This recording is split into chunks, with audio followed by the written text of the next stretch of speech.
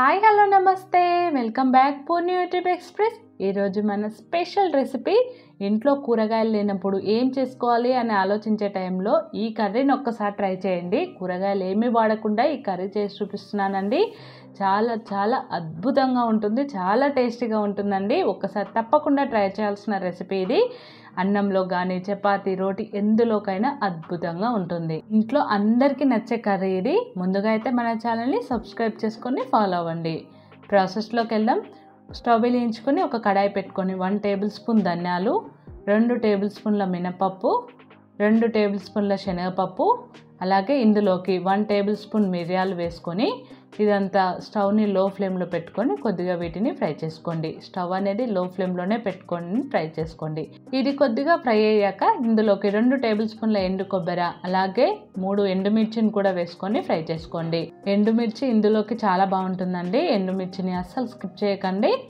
ఇప్పుడు ఇది కొంచెం ఇలా ఫ్రై అయిపోయింది చూడండి. ఇలా కొద్దిగా కలర్ కూడా మారింది మనకి.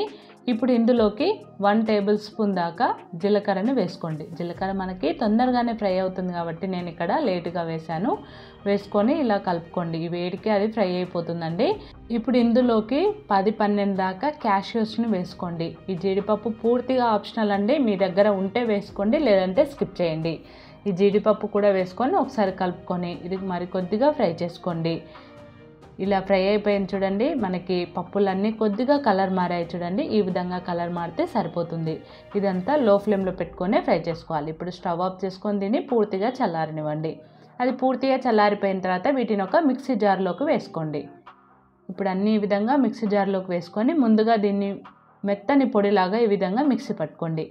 ఇప్పుడు ఇందులోకి చిన్న నిమ్మకాయ సైజు కంటే తక్కువ చింతపండుని అరగంట ముందుగా నానబెట్టుకున్నానండి. దాన్ని వాటర్తో సహా పొడిలోకి వేసుకోండి. వేసుకొని అంతా ఈ విధంగా మెత్తని పేస్ట్ లాగా మిక్సీ పట్టుకోండి.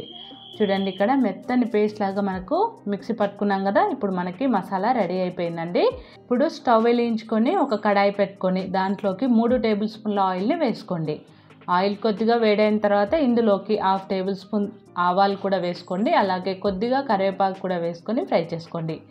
ఈ ఆవాలు కరివేపాకు కొద్దిగా ఫ్రై అయిపోయిన తర్వాత ఇందులోకి ఒక పెద్ద సైజు ఉల్లిగడ్డను ఈ విధంగా సన్న ముక్కలాగా కట్ చేసుకొని వేసుకోండి.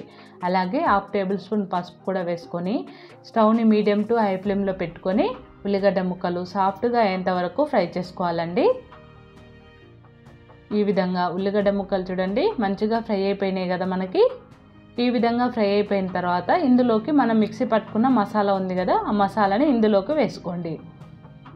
స్టవ్ అనేది లో ఫ్లేమ్లో పెట్టుకోండి. ఈ మసాలా వేసిన తర్వాత, లేదంటే అడుగంటి మాడిపోతుంది. ఇప్పుడు ఇందులోకి రుచికి తగినంతగా ఉప్పు, 1 టేబుల్ స్పూన్ కారం కూడా వేసుకొని అంతా కలిసేలాగా బాగా కలుపుకోండి. స్టవ్ని లో ఫ్లేమ్లో పెట్టుకొని కలుపుకోండి. చూడండి అంతా బాగా కలిసిపోయింది కదా మనకి. మసాలా ఉల్లిగడ్డ ఆయిల్ మొత్తం కలిసిపోయింది. ఇప్పుడు ఇందులోకి ఒక పెద్ద గ్లాసుడు వాటర్ని పోసుకోండి. వాటర్ పోసుకొని ఇప్పుడు అంతా ఒకసారి కలుపుకోండి.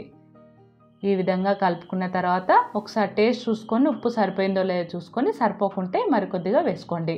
ఈ స్టేజ్లో గ్రేవీ కన్సిస్టెన్సీ కొంచెం లూజ్గా ఉండేలాగా చూసుకోండి. మనకి ఇంకా ఫ్రై అయ్యేలోపు చిక్కగా అవుతుంది కాబట్టి ఇలా ఉంటే సరిపోతుంది.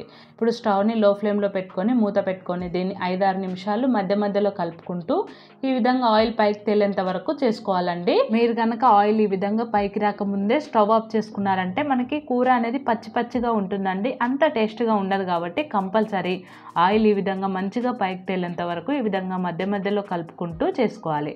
ఇప్పుడు మంచిగా ఆయిల్ పైకి వచ్చేసింది కదండి. ఇప్పుడు స్టవ్ ఆఫ్ చేసుకున్నారంటే మన గ్రేవీ కర్రీ రెడీ అయిపోయిందండి. చూడండి, చూస్తుంటేనే చాలా టెంప్టింగ్గా ఉంది కదా. చాలా చాలా టేస్ట్గా ఉంటుంది. ఇంట్లో కూరగాయలు ఏమీ లేకపోయినా ఏం పర్వాలేదు, అంతకంటే టేస్టీ కర్రీని మనం ప్రిపేర్ చేసుకోవచ్చు ఇంట్లో ఉండే వాటితోనే. మరి ఈ వీడియో మీకు నచ్చితే లైక్ చేయండి, షేర్ చేయండి. మరిన్ని వీడియోస్ కోసం మన ఛానల్ని సబ్స్క్రైబ్ చేసుకోండి. Thanks for watching. Bye bye.